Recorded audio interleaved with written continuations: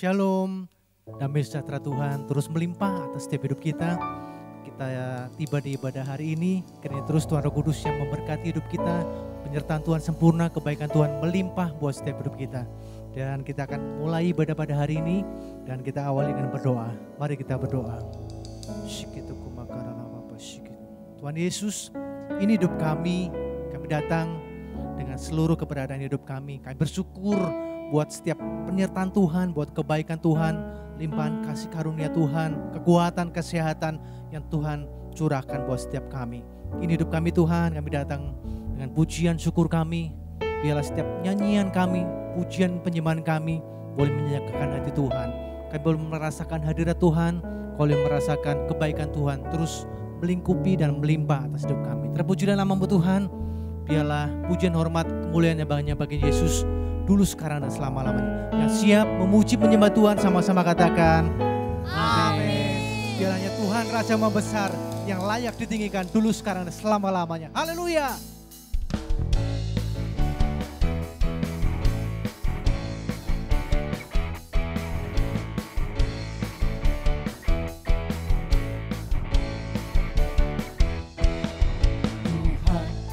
Yang Maha Besar, mari datang menyembah Dia. Tuhan Raja Maha Besar, mari datang menyembah Dia. Yang mencipta dunia ini, yang membentuk gunung-gunung, kehadirannya datanglah, nyanyi bersyukur padanya. Dengan bersuka bernyanyilah, Dia patut keselamatan, puji Dia. Tuhan Raja Maha Besar, hanya Yesus Tuhan Maha Besar. Haleluya. Tuhan Raja Maha Besar, haleluya. Mari datang menyembah Dia. Tuhan Raja Maha Besar, mari datang menyembah Dia. Yang pencipta dunia ini, yang membentuk gunung-gunung, kehadirannya datanglah, nyanyi bersyukur padanya. Dengan bersuka bernyanyilah, Dia patut keselamatan, puji Dia. Tuhan Raja Maha Besar, yang pencipta dunia ini, yang membentuk gunung-gunung, kehadirannya datanglah, nyanyi bersyukur padanya. Dengan bersuka bernyanyilah, Dia patut keselamatan, puji Dia.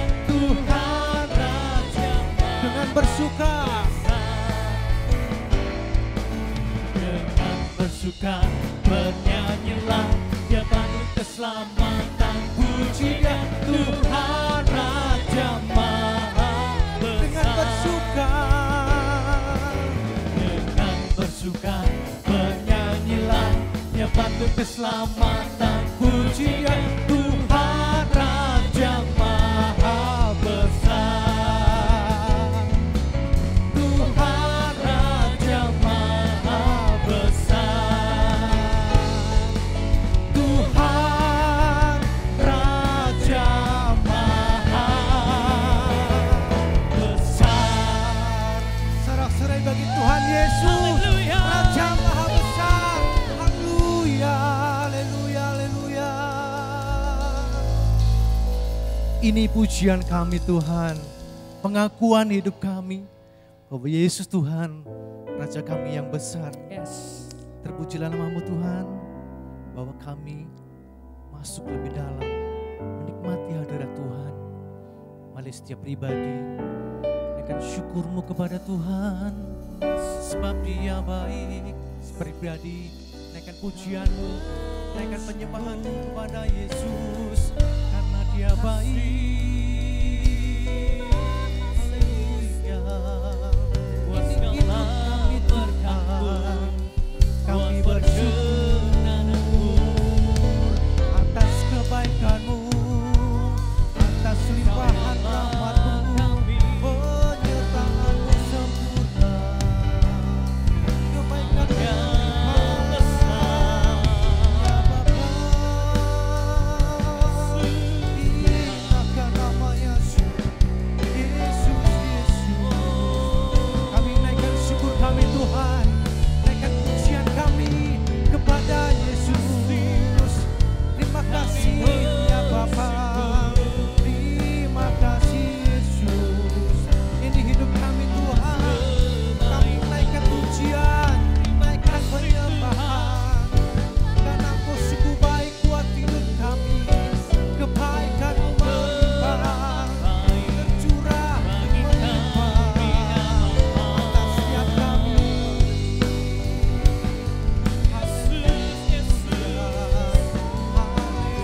Haleluya, kami bersyukur Tuhan, terima kasih. Nama Yesus kita kasih Tuhan. Haleluya. Pujilah aku Tuhan, cobalah aku Tuhan, selidiki batinku dan hatiku, mataku tertuju padamu. Aku cinta padamu Tuhan, aku rindu hadirat-Mu Tuhan, aku ingin selalu dekat padamu, menikmati kehadirat-Mu.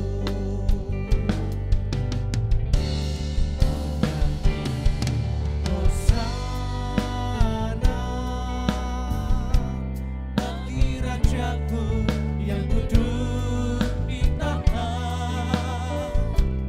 Aku muliakan dan ku agungkan, Kau layak disembah. Mari dengan segenap hati, haleluya. Pujilah aku Tuhan, cobalah aku Tuhan, selidiki batinku dan hatiku, mataku tertuju padamu. Aku cinta padamu Tuhan, aku rindu hadirat-Mu Tuhan, aku ingin selalu dekat padamu, menikmati kehadirat-Mu. Ku nyanyi Hosana bagi Rajaku yang duduk di tahta. Aku muliakan dan ku agungkan, Kau layak disembah. Ku nyanyi Hosana bagi Rajaku yang duduk di tahta.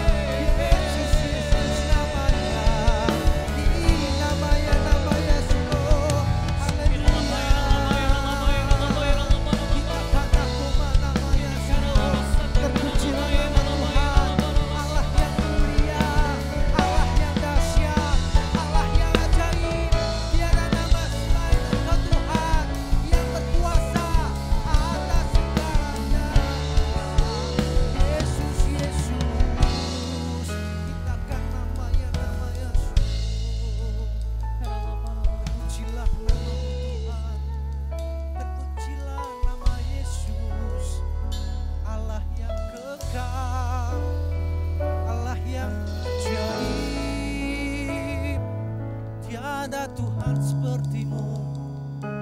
Maka nama Yesus, terpujilah nama-Mu Tuhan, Allah yang berkuasa atas segalanya. Shikituku makara. Kami bersyukur Tuhan tetap ada dalam jalan-jalan Tuhan. Mari Roh Kudus terus berkarya dalam hidup kami. Engkau yang menyelidiki setiap hati kami. Adakah kami benar-benar mengasihi Tuhan lebih segalanya? Shikituku makadalaba. Jamahan kasih-Mu berlimpah atas hidup kami Tuhan. Shikituku manalaba. Makasih Yesus. Makasih Bapa. Shikituku makadalaba.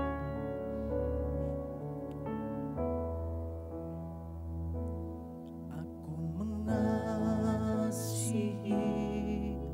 Engkau Yesus dengan segenap hatiku. Aku mengasihi Engkau Yesus dengan segenap jiwaku.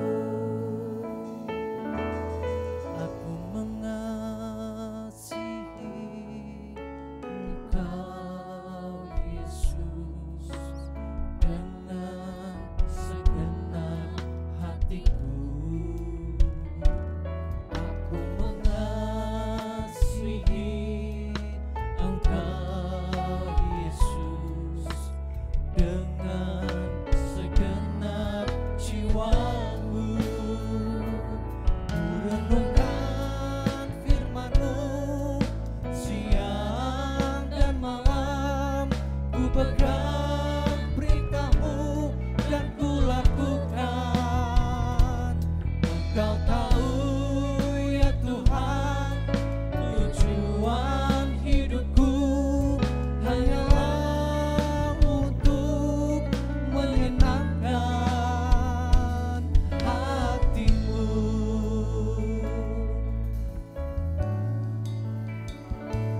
Aku mengasihi Engkau Yesus dengan segenap hatiku. Aku mengasihi Engkau Yesus dengan segenap jiwaku. Kurenungkan firman-Mu siang dan malam, ku pegang perintah-Mu dan ku lakukan. Engkau tahu ya Tuhan, tujuan hidupku hanyalah untuk menyenangkan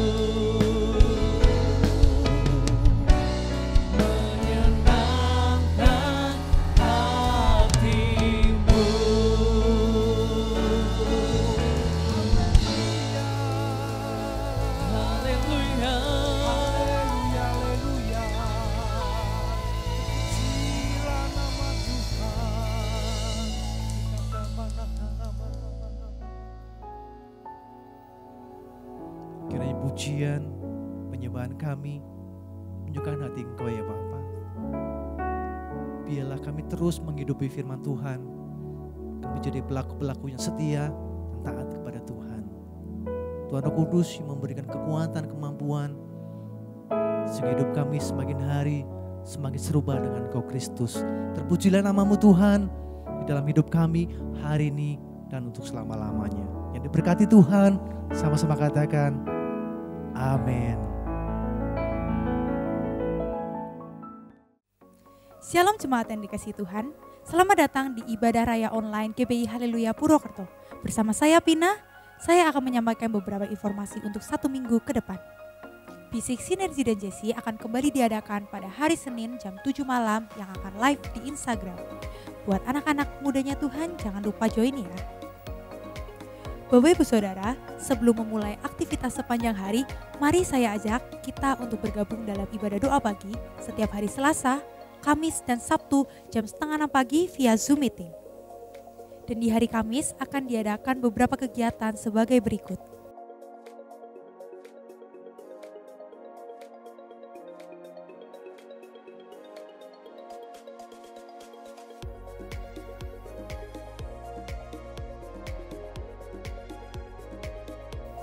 Cool Kids akan kembali diadakan pada hari Jumat jam 5 sore.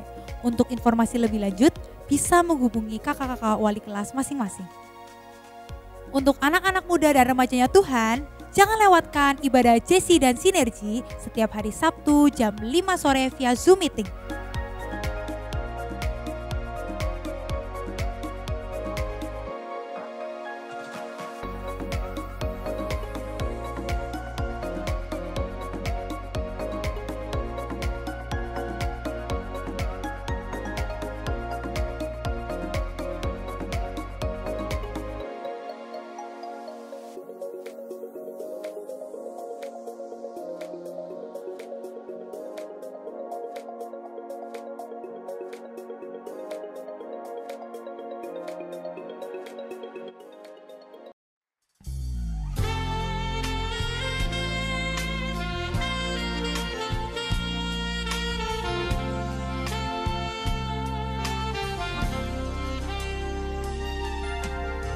Lapangkanlah tempat kemahmu, bentangkan tenda kediamanmu. Jangan menghemat, panjangkan talinya dan pancangkan kokoh patukmu. Lapangkanlah tempat kemahmu, bentangkan tenda kediamanmu. Jangan menghemat, panjangkan talinya dan pancangkan kokoh patukmu. Sebab engkau kan mengembang ke kanan ke kiri. Janganlah hendaknya kerajinanmu kendor, biarlah rohmu menyala-nyala dan layanilah Tuhan. Demikian beberapa informasi yang dapat saya sampaikan. See you and God bless you. Shalom saudara sekalian, dimanapun saudara berada, saya berdoa, perlindungan dan hadiratnya memenuhi saudara selalu. Kita akan membahas mengenai apakah boleh orang percaya menghardik setan dan juga sakit penyakit. Lalu apakah ada landasan firman dari kebiasaan yang umumnya orang Pentakosta lakukan ini? Sampai hari ini kita masih mempercayai bahwa Allah masih mau melakukan mujizat di tengah-tengah dunia. Baik itu mujizat kesembuhan, kelepasan dari keterikatan, maupun providensia Tuhan di keseharian hidup kita. 1 Korintus 3 ayat 9 jelas berkata bahwa kita adalah kawan sekerja Allah di dunia ini. Dan Yesus mengutus umatnya untuk memberitakan Injil sembari mengusir setan demi namanya dan mendoakan mereka yang sakit. Di tengah dunia yang dipenuhi oleh sakit penyakit dan banyak kelemahan ini, apa yang dapat umat Tuhan lakukan secara rohani bagi keselamatan negeri kita? Kita berdoa dan menghardik sakit penyakit ini agar Allah berpekara dan mengadakan mujizatnya. Khususnya bagi Indonesia yang sedang dilanda COVID-19. Hal ini dilandasi dan dipagari oleh 4 hal. Yang pertama, teladan Yesus yang melakukan mujizat supernatural.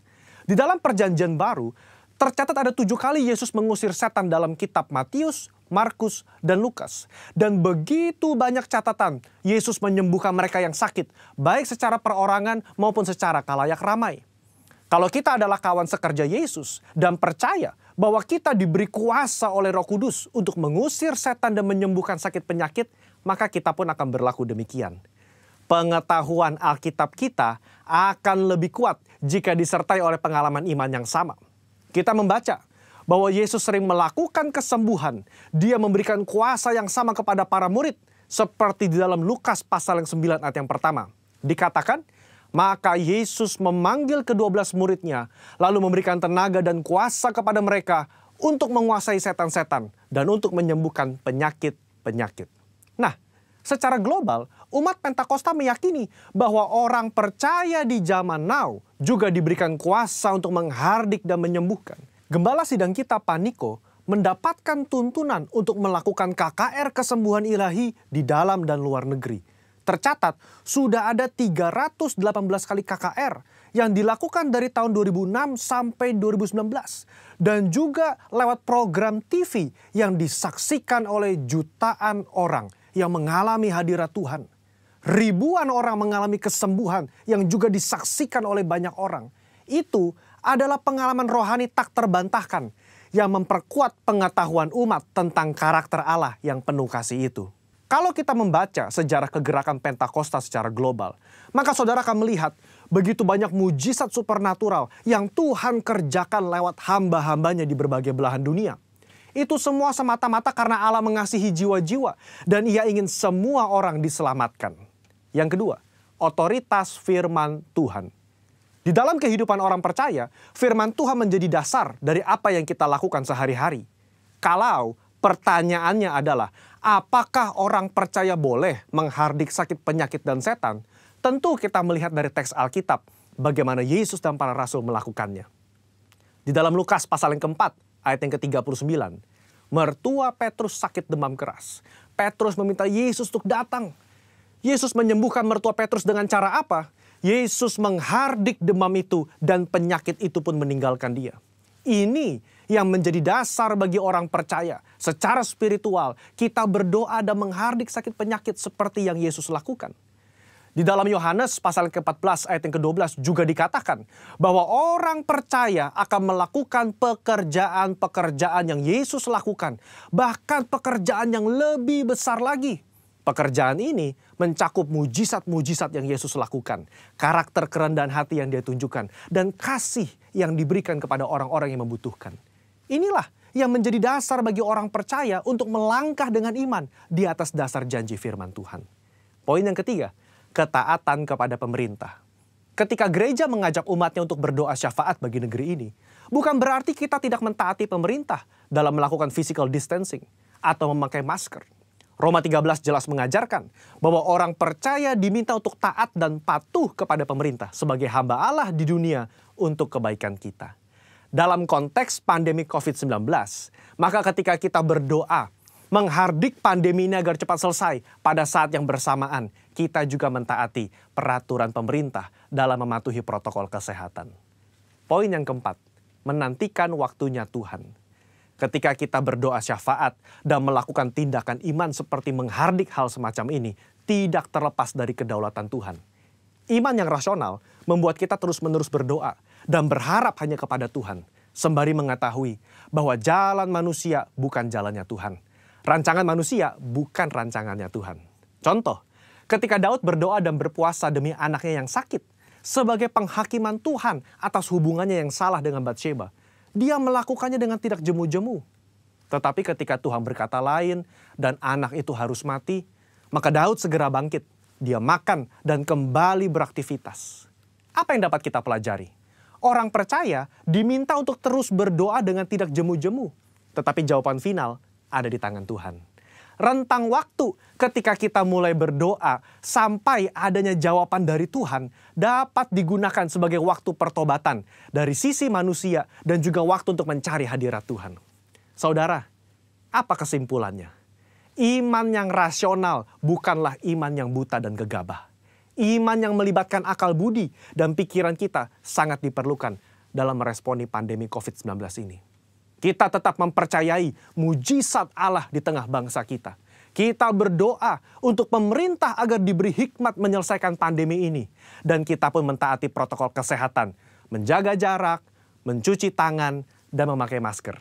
Saya berdoa agar kita semua mau ambil bagian untuk berdoa dan bersyafaat bagi bangsa Indonesia. Saudara-saudara, untuk penjelasan lebih lengkapnya dari tim teologi kami, jangan lupa buka link yang ada di atas atau scan barcode yang tersedia. Tuhan Yesus memberkati saudara sekalian. Amin.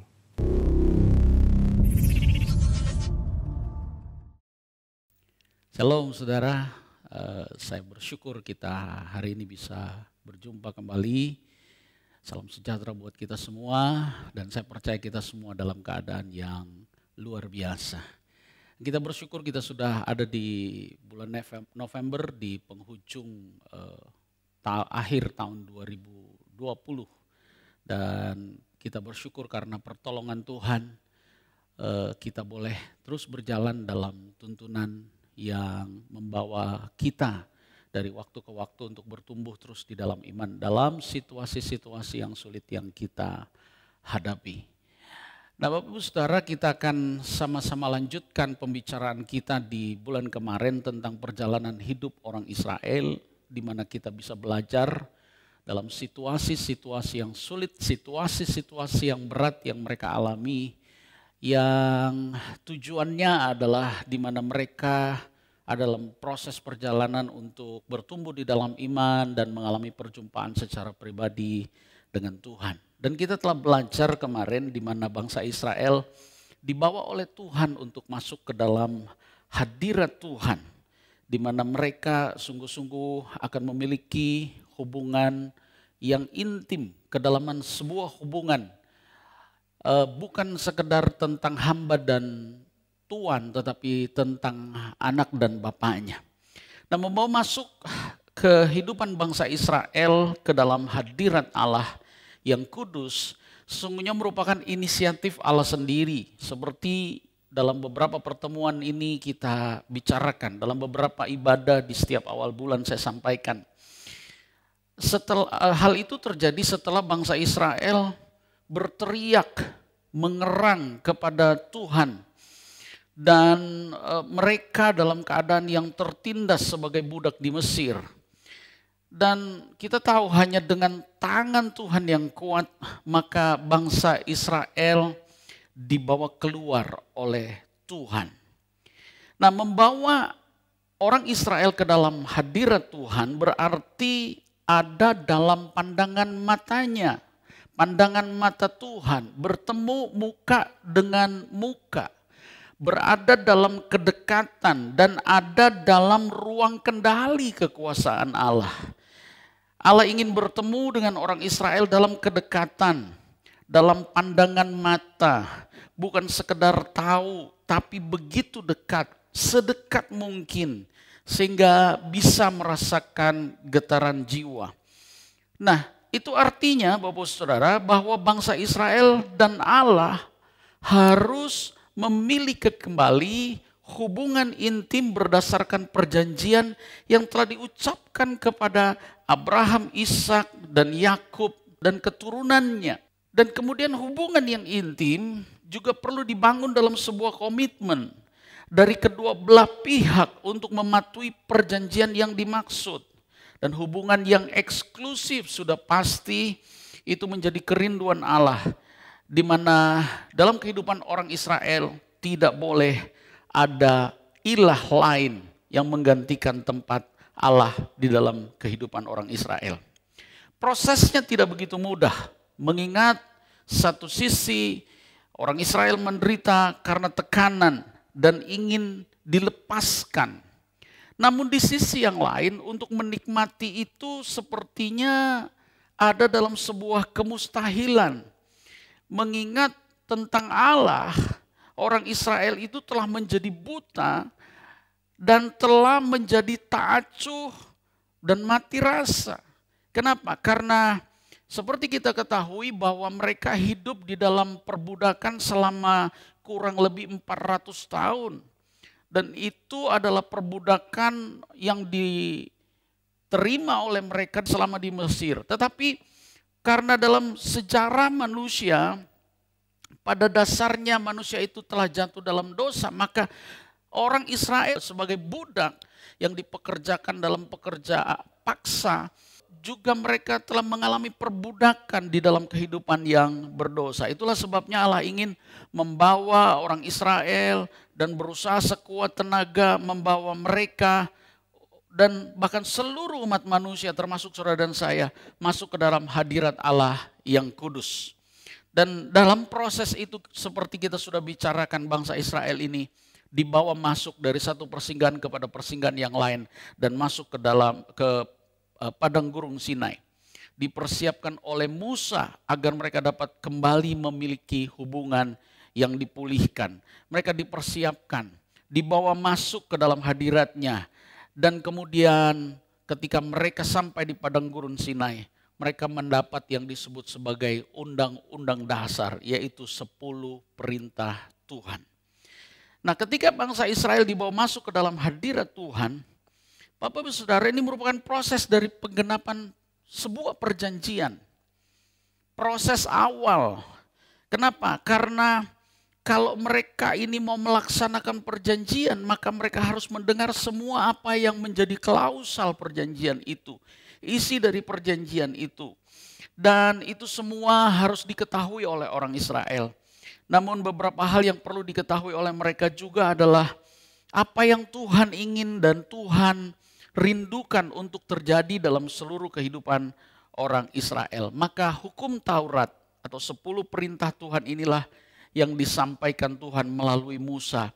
Sehingga bangsa Israel nantinya akan dibawa masuk lebih dalam lagi untuk memiliki hubungan yang intim. Sampai seluruh perjanjian boleh digenapi di hadapan mereka. Nah, Bapak Saudara, kita akan membicarakan 2 fakta yang dinyatakan Tuhan untuk mereka bisa masuk dalam hubungan yang intim dengan Tuhan.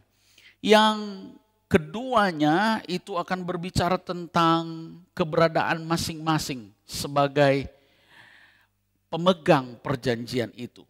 Nah, fakta yang pertama adalah yaitu bahwa ada fakta keberdosaan manusia yang membuat kita itu sulit dibawa masuk ke dalam hadirat Allah yang kudus. Dan itu kita bisa lihat dari perjalanan orang Israel ini di padang gurun Sinai. Kitab Keluaran pasal yang ke-20 ayat 18 dan 19 mencatat demikian.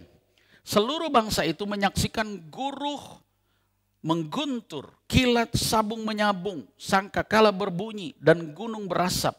Maka bangsa itu takut dan gemetar dan mereka berdiri jauh-jauh. Mereka berkata kepada Musa, engkaulah berbicara dengan kami, maka kami akan mendengarkan. Tetapi janganlah Allah berbicara dengan kami, nanti kami mati. Nah, memperhatikan ayat di atas tadi, ayat yang barusan kita baca ini, muncul beberapa pertanyaan Bapak Ibu Saudara. Mengapa bangsa Israel ketika dibawa untuk berjumpa dengan Allah, itu ditunjukkan atau dinyatakan dengan manifestasi guruh, guntur, kilat yang sabung menyabung, suara, sangkakala, dan gunung berasap. Nah, kalau kita melihat ini, saudara, saya membayangkan saya ada di bawah kaki Gunung Merapi di Magelang yang sedang erupsi, lalu mengeluarkan awan panas, melelehkan magma. Nah, bersamaan dengan itu ada suara guruh, ada suara guntur, ada kilat, ada suara sangkakala yang merupakan tanda kewaspadaan. Pertanyaan saya, siapa yang tidak takut menghadapi keadaan itu?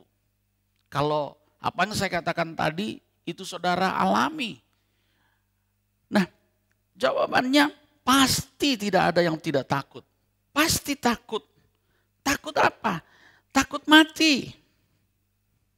Seperti apa yang dikatakan oleh orang Israel ini. Ketika mereka ada di bawah kaki Gunung Sinai, sementara Musa berbicara mereka dengan Tuhan dan mereka mendengar suara guru, guntur dan seterusnya.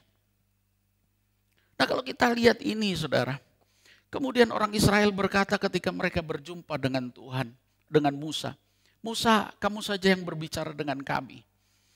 Ya, jangan Tuhan yang berbicara dengan kami, nanti kami mati. Nah ini adalah sifat dasar manusia saudara, manusia yang berdosa, takut akan kematian, takut menghadapi maut.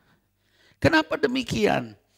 Karena ini sifat dasar sekali lagi ketika manusia jatuh dalam dosa.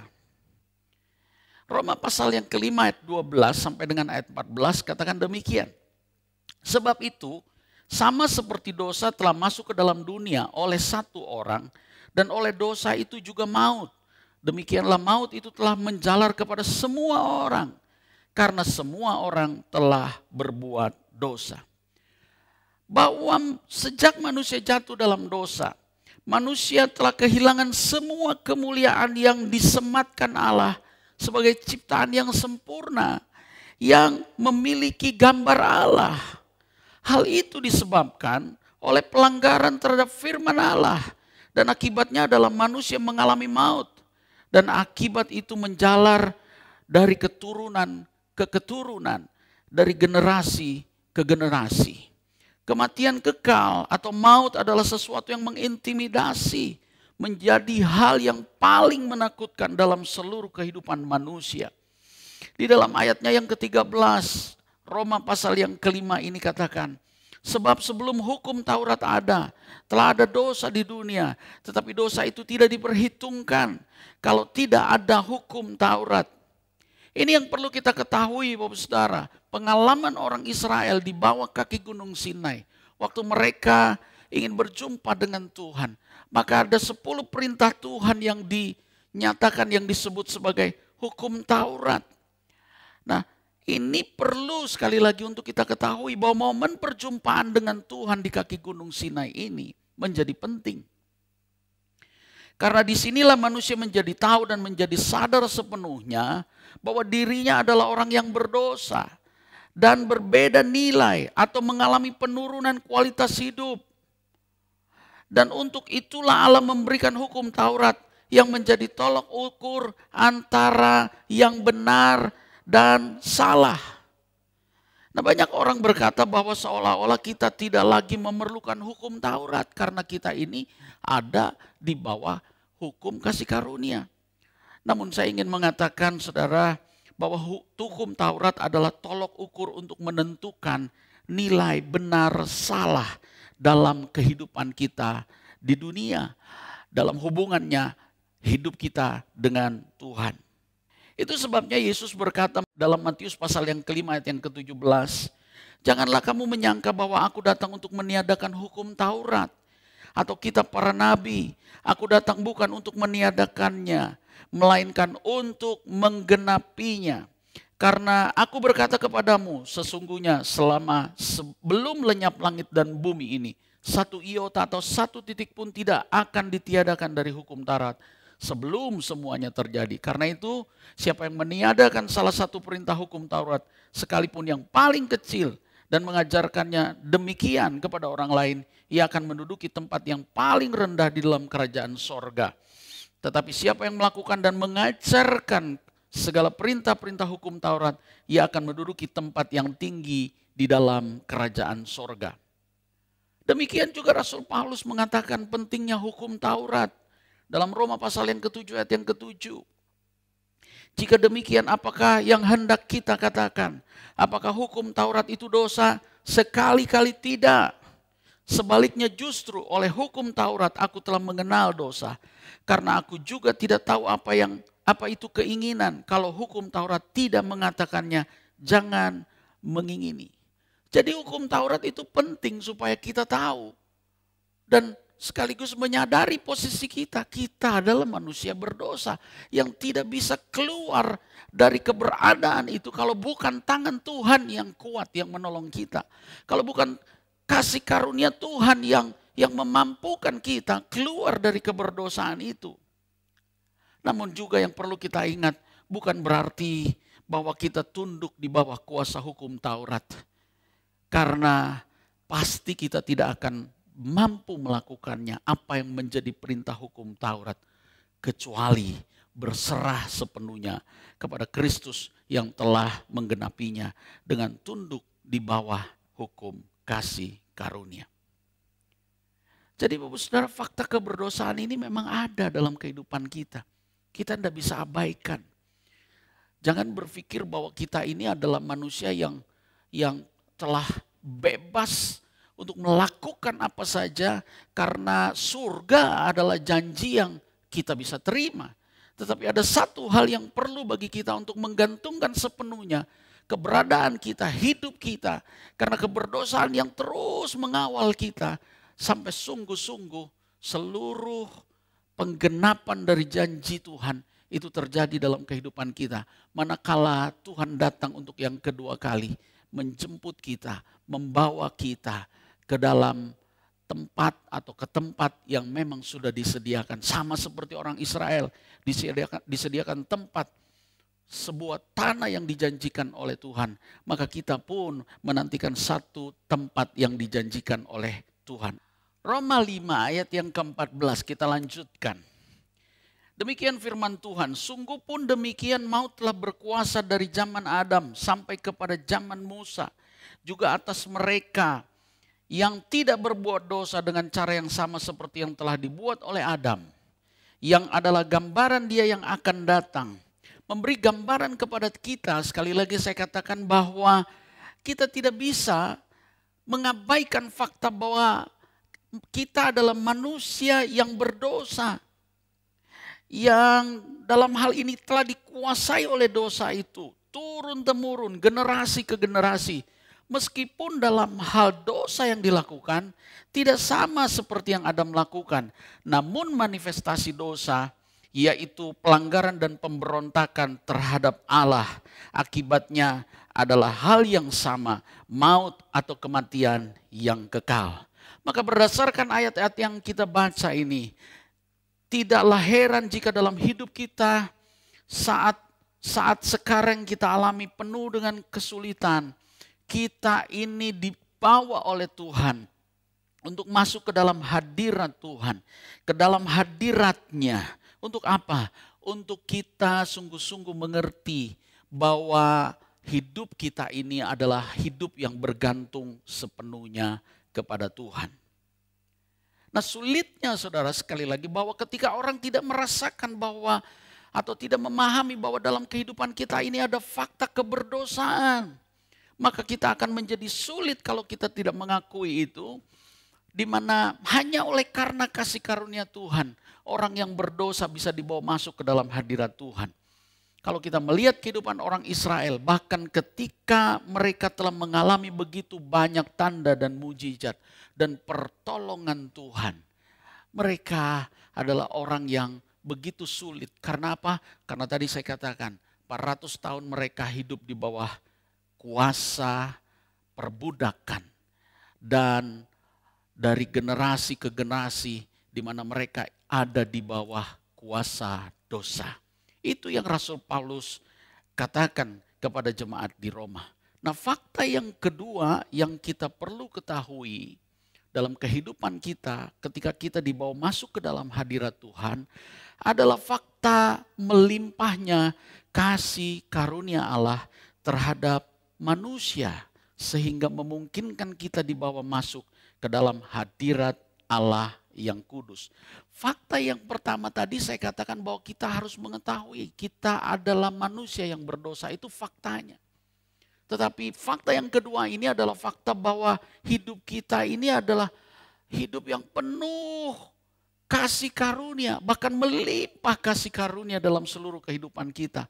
Maka kalau yang pertama faktanya tidak bisa membawa kita masuk ke dalam hadirat Allah, tidak memungkinkan kita masuk ke dalam hadirat Allah, fakta yang kedua ini memungkinkan kita dibawa masuk ke dalam hadirat Allah yang kudus. Keluaran 20 ayat 20 sampai dengan 21. Firman Tuhan berkata demikian. Tetapi Musa berkata kepada bangsa itu, janganlah takut, sebab Allah telah datang dengan maksud untuk mencoba kamu dan dengan maksud supaya takut akan Dia. ada padamu, agar kamu jangan berbuat dosa. Adapun bangsa itu berdiri jauh-jauh, tetapi Musa pergi mendekati embun yang kelam di mana Allah ada. Nah, memperhatikan ayat-ayat ini, Bapak Saudara, muncul pertanyaan tentunya bagi kita. Mengapa bangsa Israel disuruh jangan takut terhadap kehadiran Allah, tetapi juga dikatakan Allah sedang membuat bangsa Israel takut akan Allah. Nah, kalau kita perhatikan di sini, saudara, ada dua kata ketakutan di situ. Yang satu jangan takut, yang berikutnya supaya takut ada padamu. Nah, kita bisa melihat di sini, saudara, dikatakan begini, saudara, kata takut yang pertama ini dipakai kata frighten, menghantui, seperti melihat hantu. Nah, kita tahu manifestasi Tuhan hadir di situ dengan adanya guruh, guntur, kilat yang sabung menyabung, lalu kemudian ada suara sangkakala. Itu menyebabkan mereka takut, seperti perasaan yang menghantui, melihat sesuatu yang menakutkan seperti melihat hantu. Tetapi apa yang Musa katakan, Tuhan sedang mencoba mereka dengan maksud supaya takut akan Tuhan ada pada orang Israel. Nah, kata takut di situ dipakai kata reverence, menghormati. Dengan rasa hormat itu diharapkan orang Israel itu tidak lagi berbuat dosa. Musa sedang dengan tegas memberikan kontras tentang ketakutan yang sesungguhnya harus dimiliki oleh orang Israel yang telah memasuki kehidupan yang baru di dalam Tuhan. Bahwa keberdosaan yang diwariskan secara turun-temurun itu tidak dapat menghalangi manusia masuk ke dalam hadirat Allah yang kudus. Sejauh kasih Allah dan karunia-Nya melimpah, penebusan menjadi sangat mungkin terjadi.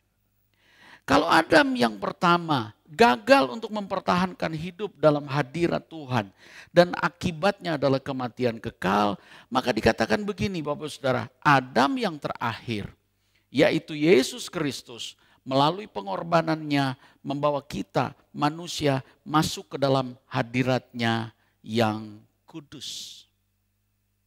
Yesus Kristuslah yang membawa kita masuk ke dalam hadirat-Nya yang kudus. Supaya kita mengalami perjumpaan dengan Tuhan. Supaya kita memiliki rasa takut akan Tuhan di sana. Ibrani pasal yang keempat ayat 14 sampai 16 katakan demikian. Sebab itu marilah kita dengan penuh keberanian menghampiri tahta kasih karunia. Supaya kita menerima rahmat dan menemukan kasih karunia untuk mendapat pertolongan kita pada waktunya. Ayat yang ke-14 dan 15. Jelas di sana dikatakan bahwa kita ini punya imam besar, yaitu Yesus Kristus. Orang-orang yang selain menerima Taurat yang dalam hal ini kita tidak mampu untuk melakukannya. Supaya kita bisa mendapat perjanjian itu. Tetapi Kristus katakan Dia sudah menggenapi semuanya. Sehingga saudara dan saya mendapat kasih karunia. Dan kita bisa masuk ke dalam hadirat Tuhan dan mengerti apa yang menjadi isi hati Tuhan. Sehingga apa yang menjadi persyaratan dalam perjanjian itu akan menjadi lebih mungkin untuk kita menerima penggenapan dari janji Tuhan itu. Ini yang perlu bagi kita untuk kita pahami dan kita ketahui dalam kehidupan kita. Saudara dan saya, ketika kita mengerti bahwa hidup dalam fakta keberdosaan membuat kita tidak mungkin bisa masuk ke dalam hadirat Tuhan yang kudus. Maka fakta kasih karunia seharusnya membuat kita memiliki keberanian untuk melangkah masuk ke dalam hadirat Allah yang kudus. Efesus pasal yang ketiga ayat yang ke-12 dan 13 sebagai ayat yang terakhir. Dikatakan begini, di dalam Dia kita beroleh keberanian dan jalan masuk kepada Allah dengan penuh kepercayaan oleh iman kita kepadanya. Sebab itu aku minta kepadamu supaya kamu jangan tawar hati melihat kesesakanku, kata Rasul Paulus. Karena kesesakanku itu adalah kemuliaan. Bapak Ibu Saudara, mari kita lihat dalam kehidupan kita hari-hari ini. Mungkin kita saat ini dalam beberapa bulan terakhir ini begitu masuk dalam masa pandemi yang berat. Kita dibayang-bayangi ketakutan akan kematian. Sampai kemudian kita dibayang-bayangi dalam situasi ekonomi yang terpuruk, yang membuat kita takut tidak makan. Kita semua ada dalam situasi itu, ada dalam penderitaan. Bapak Saudara, kalau kita mengerti bahwa ini adalah bagian daripada apa yang Tuhan kerjakan, supaya saudara dan saya kita semua bisa dibawa masuk ke dalam hadirat Tuhan dan mengalami kasih karunia demi kasih karunia Allah. Satu yang perlu kita ingat, bahwa ini bukan hanya berlaku bagi kita, pribadi, keluarga. Tetapi apa yang Rasul Paulus katakan, kalau ini terjadi, iman kita harus bertumbuh. Pengertian kita harus makin dalam.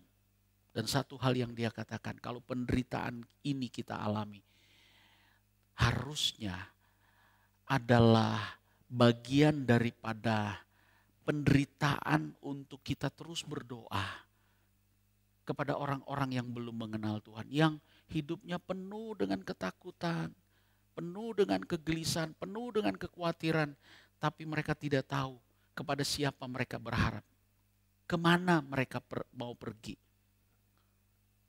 Mereka perlu kita doakan, mereka perlu kita gumuli, mereka perlu kita jangkau, supaya dalam penderitaan-penderitaan yang kita alami, justru dikatakan itu menghasilkan kemuliaan bagi banyak orang. Jadi mari dalam situasi yang sulit, situasi yang berat, keadaan-keadaan yang sampai hari ini kita masih belum mendapat kepastian. Selain kita terus bergumul dan berdoa untuk hidup kita, mari kita mulai terus berdoa bagi banyak orang. Orang-orang yang perlu diselamatkan. Kita menjangkau mereka dalam situasi-situasi yang tidak mungkin ini. Supaya saudara dan saya mengalami kasih karunia demi kasih karunia lebih lagi. Dan kita boleh dibawa masuk makin dalam hubungan dengan Tuhan. Makin intim, makin eksklusif dengan Tuhan. Sehingga kita bisa melihat karya-karya Tuhan dalam kehidupan kita. Dan perjanjian Tuhan digenapi dalam seluruh kehidupan kita. Di dalam anugerahnya yang sempurna. Tuhan Yesus memberkati.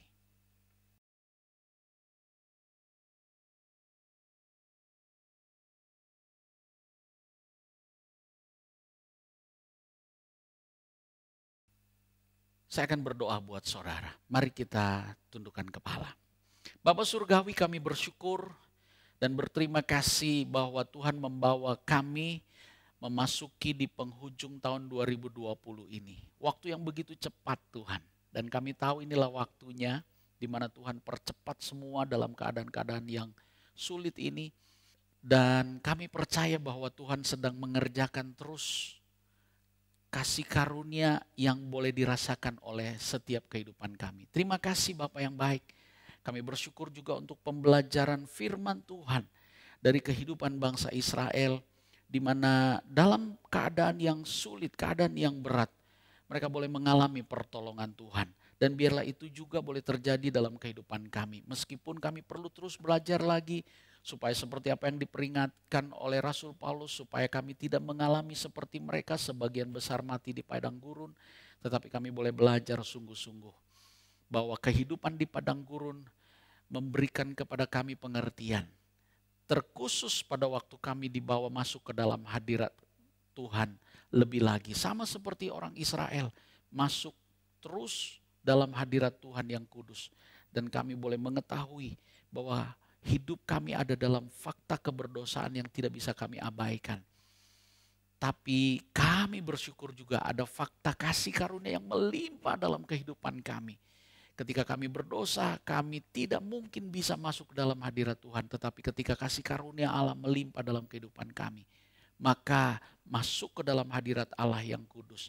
Membangun sebuah hubungan yang intim terjadi dalam kehidupan kami. Sementara kami menikmati itu semua, ada kuasa, ada mujizat, ada pertolongan Tuhan. Kami terus bergumul buat saudara kami. Orang-orang yang belum terjangkau, orang-orang yang belum mengenal Tuhan. Kiranya dari mulut kami ada kesaksian, dari mulut kami ada cerita, ada berita tentang keselamatan yang datang dari Tuhan. Yaitu Tuhan Yesus Kristus yang berkorban bagi kami semua. Terima kasih untuk kebenaran ini. Biarlah Tuhan boleh melekat di dalam hati dan pikiran kami lebih lagi. Dan kami terus melangkah, melakukan. Bapa amanat agung sampai seluruh waktu kami boleh lakukan seperti apa yang Tuhan kehendaki di dalam nama Tuhan Yesus. Terima kasih Bapak, berkati seluruh kehidupan anak-anakmu, dalam usaha pekerjaan apapun yang dilakukan, sekolah dan kuliah anak-anakmu yang semua dilakukan dari jauh Tuhan. Kami berdoa dalam nama Tuhan Yesus, Engkau berikan hikmat yang terus bertumbuh dalam kehidupan mereka. Terutama dalam hidup yang sungguh-sungguh dengan Tuhan yang boleh kami jalani. Terima kasih Bapak, berkat-Mu atas anak-anak-Mu sekali lagi dalam anugerah Tuhan yang sempurna. Terpujilah nama-Mu dan kami siapkan seluruh keberadaan kami saat ini untuk menerima berkat-Mu. Di dalam nama Tuhan Yesus Kristus, yaitu rahmat berkat anugerah yang sempurna dari Bapa Surgawi, dalam kasih sayang Tuhan Yesus Kristus yang sempurna, dan kekuatan kuasa Roh Kudus yang menyertai seluruh kehidupan anak-anak-Mu mulai hari ini sampai Maranatha, datanglah segera Tuhan, karena kami setia menantikan Engkau. Dalam nama Tuhan Yesus Kristus, haleluya, amin.